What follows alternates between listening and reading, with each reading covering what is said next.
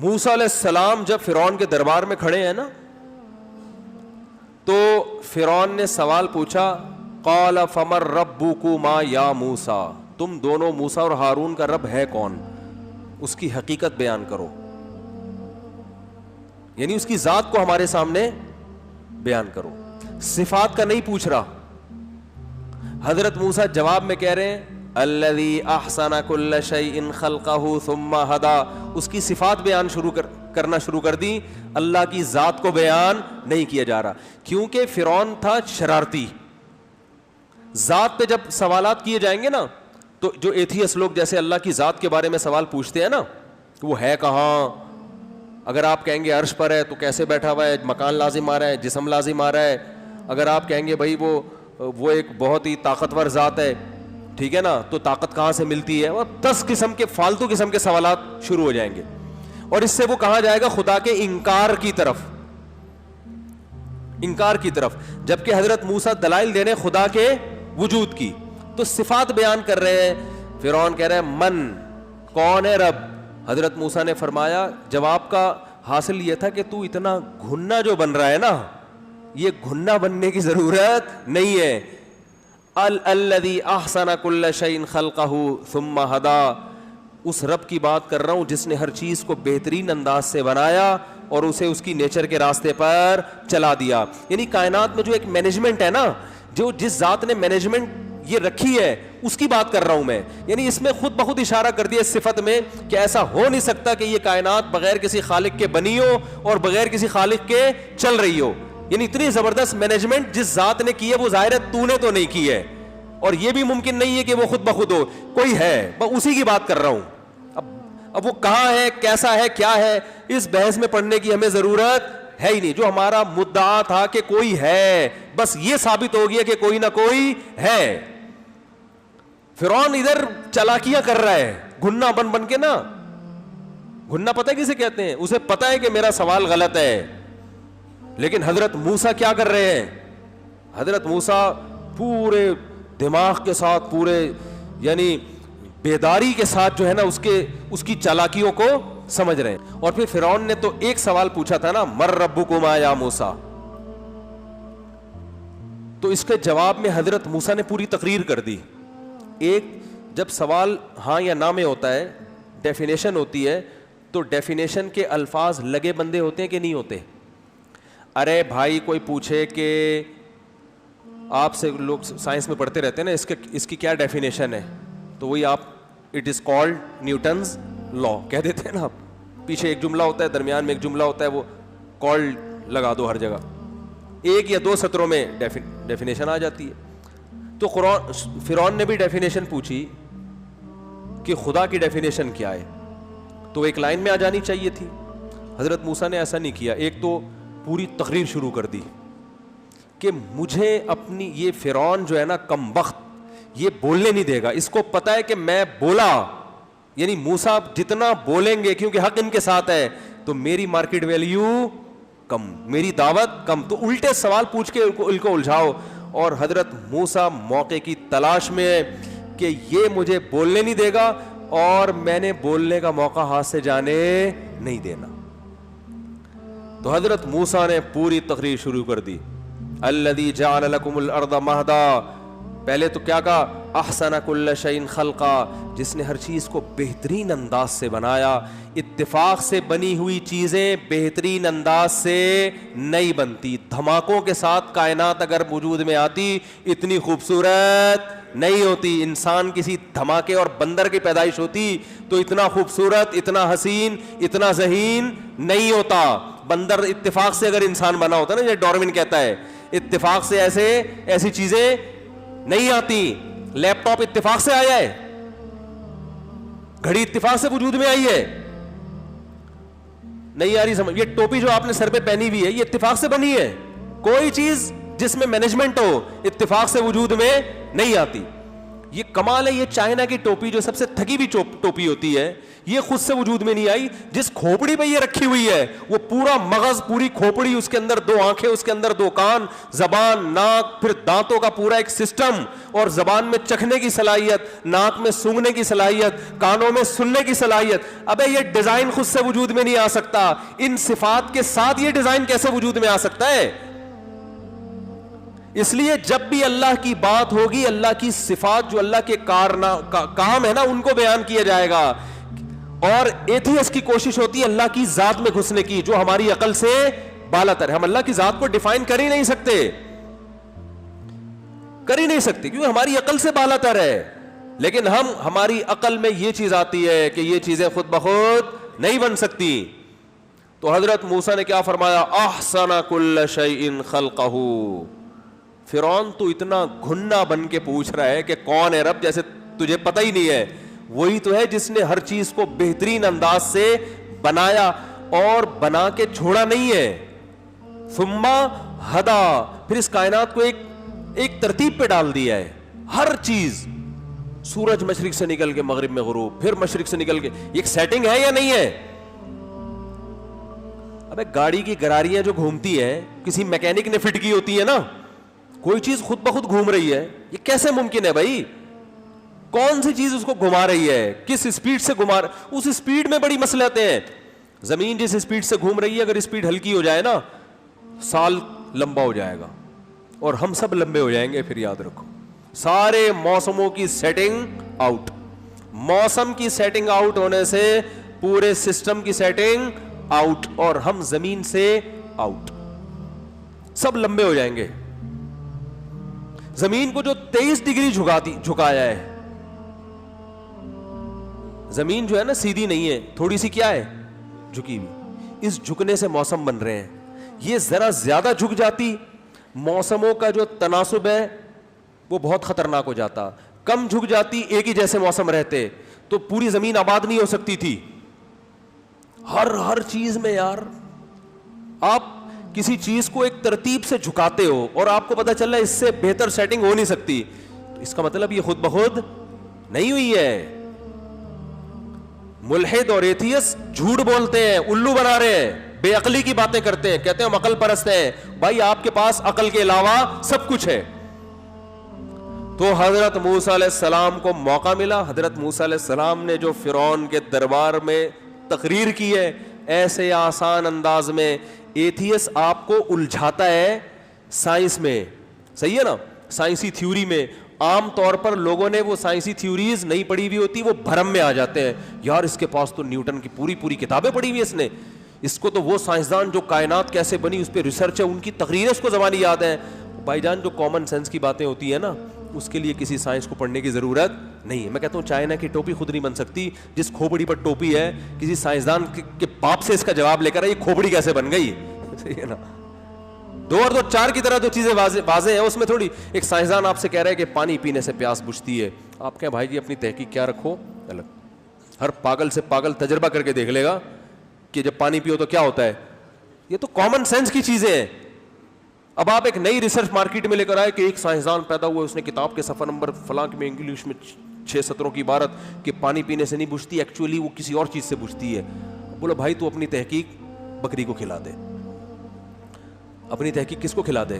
بکری کو. یہ خام خامے بھرم بازیوں والی باتیں ہیں. جو بدیہی چیزیں ہیں ان کو نظری بنانا, ان کو یعنی ایسا بنانا جیسے اس میں اختلاف رائے ہو سکتا ہے. یہ وسوسہ ہے نا جس کے سے اللہ نے پناہ مانگنے کا حکم دیا ہے. تو حضرت موسیٰ علیہ السلام سے فرعون نے کہا, یہ بس میں تقریر کر کے اپنے اصل ٹاپک کی طرف آتا ہوں. فرعون نے کہا مر ربکم, کون ہے بھائی, اس کو ڈیفائن کرو. تو 2 لفظوں میں ڈیفینیشن ہو سکتی تھی. حضرت موسیٰ نے صفات بیان شروع کر دی کہ تو گھنا بن کے ایسے کہہ رہے جیسے تیرے کو کچھ پتا ہے ہی نہیں.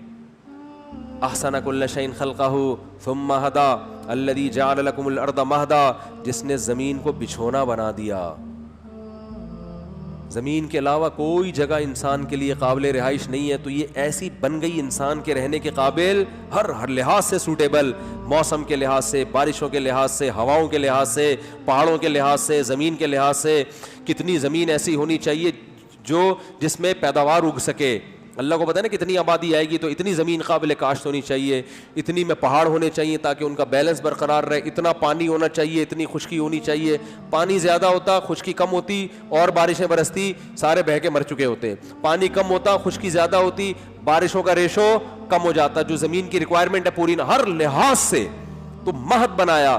وَسَلَكَ لَكُمْ فِيهَا سُبُلًا, اور زمین کو ایسا بنایا کہ اس میں اللہ نے راستے قدرتی طور پہ رکھ دیے ایک جگہ سے دوسری جگہ جانے کے. تبھی دنیا میں ہر جگہ آبادی ہے, کیونکہ پوری زمین کو آباد کرنا ہے. ایسا نہیں بنایا کہ ایک انسان دوسری جگہ پہنچ ہی نہ سکے. کچھ جگہوں پہ مشکل سے پہنچتا ہے, کچھ جگہوں پہ آسانی سے. میں حیران ہوتا ہوں, پہاڑوں پہ بسیں چلتی ہیں, ان پہاڑوں پہ راستے ہیں, نہیں بھی ہوں گے تو ایسا ہے کہ بنایا جا سکتا ہے راستہ ہر جگہ. وَسَلَكَ لَكُمْ فِيهَا سُبُلًا وَأَنزَلَ مِنَ السَّمَاءِ مَاءً. اب موسیٰ علیہ السلام تقریر کر رہے ہیں, اور آسمان سے اس نے پانی برسایا, بارشوں کا سسٹم جس نے بنایا. اب دیکھو حضرت موسیٰ کی تقریر چل رہی ہے, اور تقریر کے دوران حضرت موسیٰ قرآن حضرت موسیٰ کی تقریر کو بیان کر رہا ہے. ان کی جو اسپیچ تھی نا فرعون کے محل میں, اس کو قرآن بیان کر رہا ہے. اب قرآن کا انداز دیکھو. قرآن کہہ رہا ہے موسیٰ علیہ السلام نے کہا وہ اللہ, سارے صیغے غائب کے استعمال ہو رہے ہیں نا. ارے first person, second person, third person آپ نے انگلش میں پڑھا ہوگا نا. First person I we, second person you, third person he she it اور دے یا کوئی نیم, یہ تھرڈ پرسن ہوتا ہے نا. تو حضرت موسیٰ فرسٹ پرسن ہے, فرعون سیکنڈ پرسن, اللہ کی ذات یہاں پر اس کے لیے تھرڈ پرسن والی ضمیر استعمال ہوں گی نا. یار کیا ہو گیا, سمجھ میں کیوں نہیں آ رہا بھائی. موسیٰ علیہ السلام کہہ رہے, ہونا یہ چاہیے کہ موسیٰ علیہ السلام کے الفاظ قرآن نقل کر رہا ہے. قرآن کہہ رہا ہے موسیٰ نے کہا وہ اللہ, تو بالکل وہ کا لفظ استعمال ہونا چاہیے. میں کا لفظ یہاں استعمال ہونا 100% غلط ہے. وہ اللہ جس نے ہر چیز کو بہترین انداز سے بنایا, وہ اللہ جس نے ہر چیز کو اس کی نیچر پہ چلا دیا, وہ اللہ جس نے آسمان سے پانی برسایا. آگے الفاظ ہیں فَأَخْرَجْنَا بِهِ أَزْوَاجًا مِّن نَبَاتٍ شَتَّىٰ, پھر ہم نے اس پانی سے لاکھوں کروڑوں قسم کے نباتات پیدا کر دیے. تو یہ ہم درمیان میں کہاں سے آ گیا؟ نہیں آ رہی بات سمجھ میں. بات چل رہی ہے اس اللہ کی, اور حضرت موسیٰ علیہ السلام کا کلام نقل ہو رہا ہے, اور ابھی سینٹینس کمپلیٹ بھی نہیں ہوا, اسی سینٹینس میں اللہ تعالیٰ وہ سے کس پر آ گئے؟ ہم پر آ گئے. بظاہر یہ گرامر کے لحاظ سے, اصول کے لحاظ سے یہ کلام 100% غلط ہے بظاہر. کہ بات وہ کی ہو رہی ہے, ہم کہاں سے آ گئے؟ موسیٰ علیہ السلام نے تھوڑی کیا یہ. نہیں آ رہی بات. ہائے ہائے ہائے, کیسے جب تک سوال کھوپڑی میں نہیں آئے گا نا جواب کا مزہ نہیں آئے گا. اور جواب میں کیسے سمجھاؤں, میرے پاس الفاظ نہیں ہے کہ اس کلام میں جو اللہ نے لذت رکھی ہے نا, اور جو مزہ رکھا ہے اس اسٹائل میں, اس انداز میں, وہ مزہ آپ کو کیسے ٹرانسفر کروں میں. قرآن جو ہے نا عربی گرامر کے قاعدوں کو سائڈ پہ رکھ دیتا ہے, ٹھیک ہے نا. قرآن وہ لب و لہجہ استعمال کرتا ہے جو بلاغت والا ہو. تو موسیٰ علیہ السلام کا کلام قرآن نقل کر رہا ہے. قرآن کیا کہہ رہا ہے؟ موسیٰ علیہ السلام سے فرعون نے پوچھا, گھنا بن کے پوچھا نا, گھننے کے الفاظ قرآن میں نہیں ہے, میں بتا رہا ہوں, کیونکہ اسٹائل سے لگ رہا تھا فرعون ایسے بن رہا ہے جیسے کمبخت کو کچھ پتا ہے ہی نہیں, کہ پتہ نہیں کون سا رب ہے. تو اس نے ٹیکنیکل سوال کر کے نا, تاکہ لوگ پیچیدگی میں پڑ جائیں. اب ہم جیسے بے وقوف ہوتے وہاں پہ نا, تو ہم فوراً اللہ کی ذات کو ڈیفائن کرنا شروع کر دیتے. تو ظاہر ہے کون ڈیفائن کر سکتا ہے. تو موسیٰ علیہ السلام نے کہا الذی, وہ ذات. تو اب کون سا جملہ استعمال, اور he said that he was going, اس نے کہا تھا کہ وہ کیا رہے, سارے ہی تھرڈ پرسن کی جو ضمیریں ہیں وہ استعمال ہو رہی ہیں. تو موسیٰ علیہ السلام نے کہا الذی, وہ اللہ, احسنا بھی صیغہ واحد مذکر غائب ہے, ضربہ کی طرح, اکرما کی طرح. جو عربی گرامر سیکھ رہے ہیں نا مجھ سے تفسیر میں, ان کو سمجھ میں آئے گا. اس نے, وہ اللہ کہ اس نے ہر چیز کو بہترین انداز سے بنایا, اس نے ہر چیز کو اس کے راستے پہ چلا دیا. آیت ختم. پھر آیت ہو رہی ہے الذی انزل من السماء ماء، وہ اللہ جس نے آسمان سے پانی اتارا. ابھی جملہ سینٹنس کمپلیٹ نہیں ہوا. فاخرجنا، اور ہم نے پھر اس سے طرح طرح کے نباتات پیدا کر دیے. ارے بھائی جب بات وہ ہو رہی ہے تو پھر اس نے پیدا کر دیے ہونا چاہیے نا. اور اگر ہم ہی کرنا ہے تو شروع سے اللہ ہم کو لے کے چل رہے ہوتے کہ میں نے ہر چیز کو بہترین انداز سے پیدا کیا, میں نے ہر چیز کو اس کی فطرت کے راستے پہ چلایا. موسیٰ نے میرے بارے میں یہ بتایا کہ میں نے آسمان سے, یہ اسٹائل ہونا چاہیے تھا نا, یہ انداز ہونا چاہیے تھا. یا تو یہ والا ہوتا یا وہ والا ہوتا, یہ کہ آدھا یہ والا اور آدھا وہ والا, یہ بات عقلچ نہیں آندی. لیکن یہ بات بڑی جاندار ہے. اصل میں اللہ یہ بتانا چاہ رہے ہیں کہ موسیٰ علیہ السلام نے میری جب صفات بیان کی ہیں تو گویا مجھے اتنا جوش آ رہا ہے کہ اب میں موسیٰ کو درمیان سے نکال رہا ہوں, ٹھیک ہے نا, اب میں خود کلام کر رہا ہوں تم سے. نہیں آ رہی بات, یہ بلاغت ہوتی ہے, بلاغت. ہاں میں مثال دے رہا تھا کہ میں نے سلیم کو بھیجا, ابے یار اپنی مثال نہیں, چلو اپنی جھوٹ موٹ کی بھی چلتی ہے نا, مثال دے رہے ہیں, کوئی گورنمنٹ کی طرف سے پابندی تھوڑی ہے. میں نے سلیم کو بھیجا کہ وسیم کے سامنے میرے کارنامے بیان کرو. آپ گئے, آپ نے وسیم کو بتایا کہ مفتی صاحب نے یہ بھی کیا, مفتی صاحب نے یہ بھی کیا, مفتی صاحب نے یہ بھی کیا, اور پوری رپورٹ مجھے لا کے پیش کر دی کہ میں نے آپ کے بارے میں یہ رپورٹ پیش کی ہے. اب میں ستار بھائی کو بتا رہا ہوں کہ یار سلیم نے میرے بارے میں یہ رپورٹ پیش کی, سلیم نے میرے بارے میں کہا کہ مفتی صاحب نے یہ بھی کیا, یہ بھی کیا. اب مجھے اتنا جوش آنے لگا, یار میں نے تو بڑے کمالات کیے.